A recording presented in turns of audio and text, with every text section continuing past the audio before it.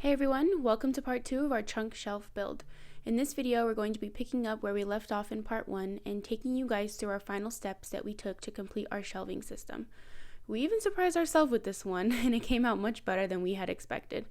Be sure to stay to the end to see our final product and how we will be utilizing it on the trails. As always, thanks for watching, and we hope you enjoy. Alright guys, so it's the second day so far. We didn't finish it yesterday, but this is how far we got. So yeah, this is where we left off yesterday.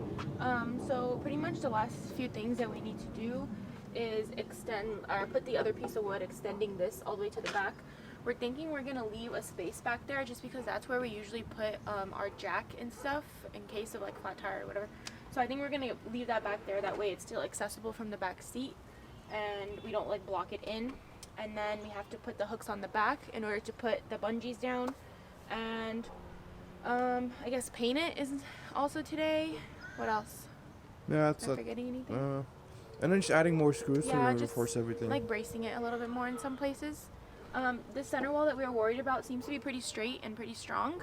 Our only concern is that when we have the fridge on here and we roll it out, like the little sliders are bending like in, which is kind of what we would have expected just because it's like 40 pounds of weight. But we are going to add more screws in here into the sliders in order to brace it better on the wood, and then we'll reassess how that goes. But overall I think it's looking pretty good. We got majority of it done yesterday, so today is really just like doing some last minute things, and yeah, we should be wrapping it up today. So we're marking this one. This is the plank that we're going to be putting on the back. Just on this side, not on that side. Usually on this side is where we like have the jack and I don't want to say recovery gear, just like the jack or some ropes, some like ratchet straps. We have them like here behind the seat, because if we want to get to it really fast, we can just put down the rear passenger seat and then we get to the jack right away, instead of having it in the cargo area. We have to unload everything and then get to it. So it's a really cool cubby that we have, so we wouldn't want to touch it, so we kind of left that there alone. The fridge is gonna go there, so it's gonna give us like pretty good amount of space, and I don't think the table is gonna get in the way once it goes in. So yeah. Okay, so Tiff is working on reinforcing the slides. So she's just adding more screws to that to make it a lot stronger. And I am finishing off the cubby for the fridge. It's going good. I added that top piece right there. Now I'm gonna add this one so that we can strap the fridge down to this, and like so it doesn't move as we drive. Okay, so we turned it on this side just to bolt in or screw in this panel right here. We're gonna screw it into this right here, and then that should be all set. Then what's next? What's next? Just adding a couple more screws and then maybe painting it, I guess. Yeah, almost done.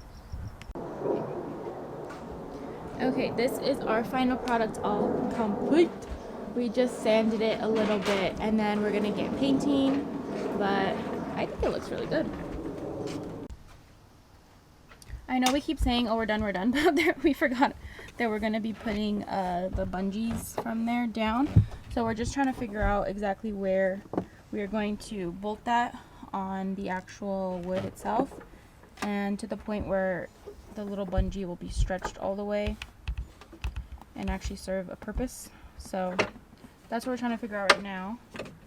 And then we're also going to make a hole right there, and that's to feed the cord into the fridge. And there is a 12 volt, well, not outlet, but like the car, yeah, outlet basically. Well, basically, yeah, okay, outlet right there that the fridge plugs into all the time. So then it'll be plugged in and then we'll be all good. Okay, so as you can see, there's like less than a millimeter, you could say, of space between here. We almost had a heart attack putting it in right now, but it fits. And you would think the door wouldn't close, But it does. but it does. So you know what? This is a win right now. Okay. How did we make these mistakes? Let's just pray that in the future they don't make they don't change the size or the dimensions of tables, because then it's not going to end good for us. But for now.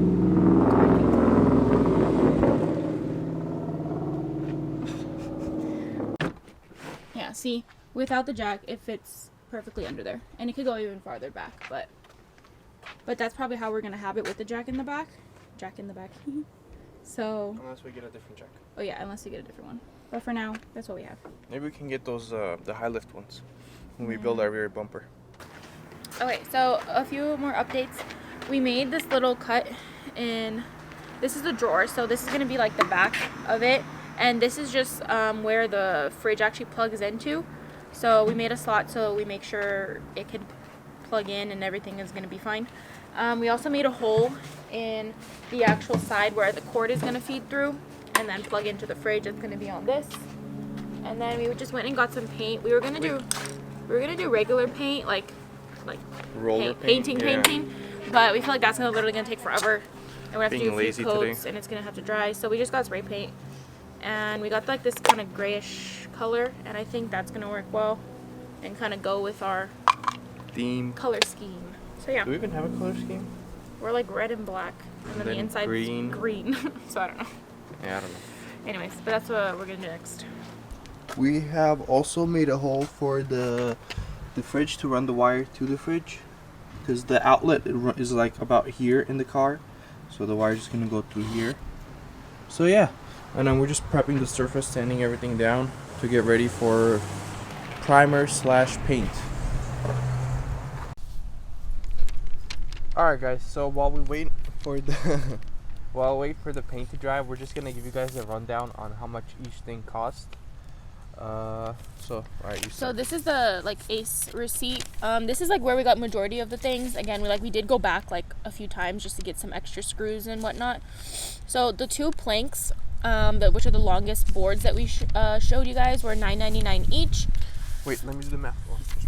Yeah, start calculating.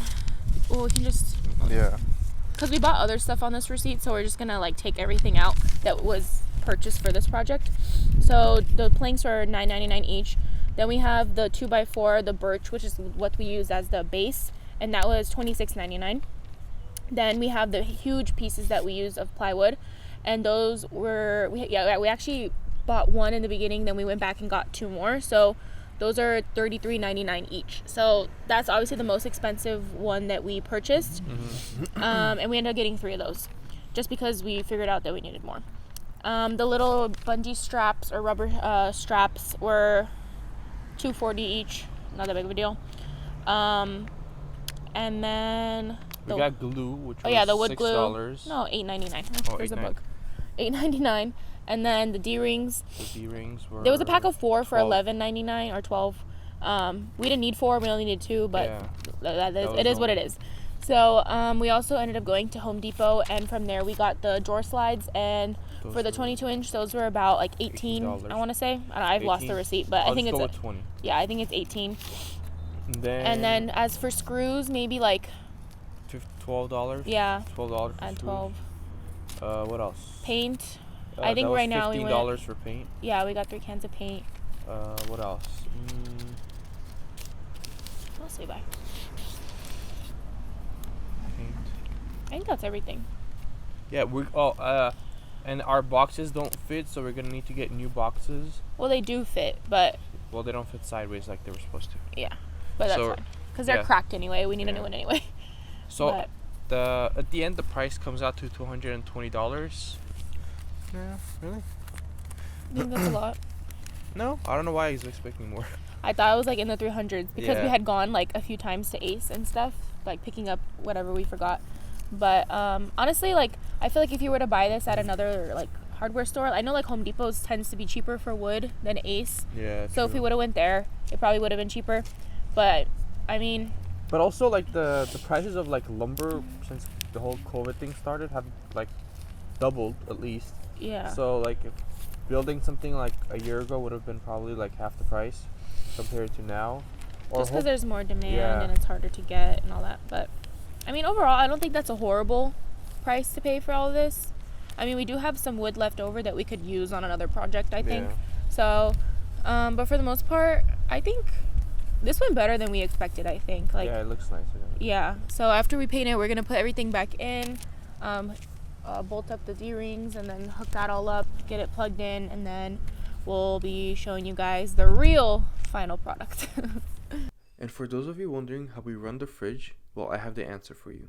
So what we did was, we actually hotwired the fuse box in the engine bay to feed continuous 12 volt to the rear outlet. So our fridge is on at all times. 12 volt fridges nowadays have a safety system built in where they turn themselves off if the car battery falls below 12.5 volts. So this will never kill our battery. So if any of you want to know exactly how to do this, send us a message on Instagram and we'll walk you guys through the entire process. Alright, so it's in the car.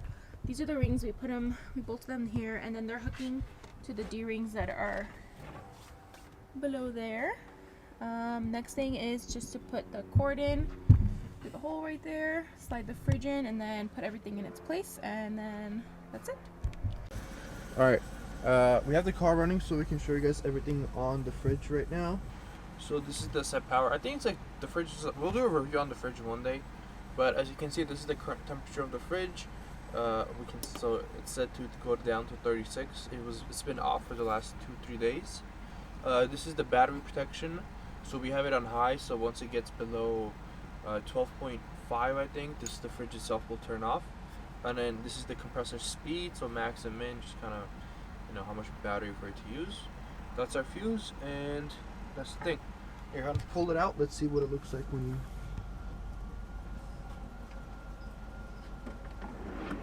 And there you go. The cord comes out all the way through the little peephole right there, and then that's our 12 volt outlet. And then push it in. Cool. Alright, and that's it. And then the jack is right there.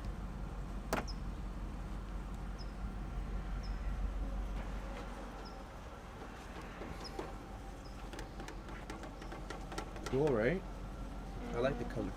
Yeah, I think so. And that's the table right there. Alright, let's put everything else in. Alright guys, after 2 days ingesting a lot of sawdust and a lot of crap Paint. getting in our eye, paint, all that, we're done, okay? I think it came out really good. I like it personally. Thoughts? I like the color. I like how much. I mean, if our boxes actually fit the way they were supposed to, I would have been a lot happier. But it'll be fine. We'll get like different boxes. Yeah, and then we're kind of struggling to get into the sides a little bit, but that's okay. We'll figure that out as we like pack for real.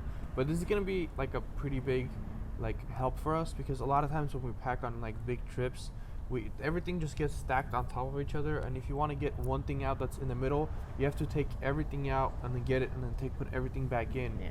And oftentimes you can't really put as much because it's like there's a certain limit of how much you can stack Before everything's gonna Yeah. fall. But this really helps because like we have like layers that we can like stack on. For example, like we have this where we can start fitting like clothes up here, where before we always had to put them in the passenger compartment. And I think in the future we'll put some sort of netting so that nothing falls inside the rear passenger seats. But yeah, overall it's good. I think it will help us a lot. And Yeah. if anybody's thinking about doing this, I mean, we did it in 2 days, Sunday and a Yeah. Monday. So if Yeah, we it's did it not too over a bad. weekend, it would totally work. What else? That's pretty much it. I mean, if you guys are looking to do this and you have any questions, just let us know. We pretty much shared literally every step that we did and everything that we kind of thought of along the way and mistakes that we made. So I guess kind of go about that however you want. But yeah, I mean, this is kind of, we didn't really plan on this exact shape with the curve and Nothing, all yeah. that, but we kind of ended up here. So I'm not against it. I really like how it looks all in all. But yeah, I think this was a pretty fun project. It's not the end of the world. Like, working on it, it's not super hard. It's not super easy. Yeah. I feel like it's good. If you can use a saw and you can measure and you can use a drill, I feel like you can build this. So, but yeah, I really hope you guys enjoyed the video. If you guys have any questions, just comment down below. And yeah, You could also hit us up on Instagram at overlanding_world, and we'll see you in the next project. Who knows what it's gonna be? I think the next one's gonna be the rear bumper. Oh yeah, Yeah. that's coming. That's coming for Unless sure. we have a trip in the middles. Yeah, it's sad. It's time. It's been like 6 months. Has it? Yeah. Yeah. All right. Yeah. Rear bumper coming soon. All right. See you Bye, guys. guys.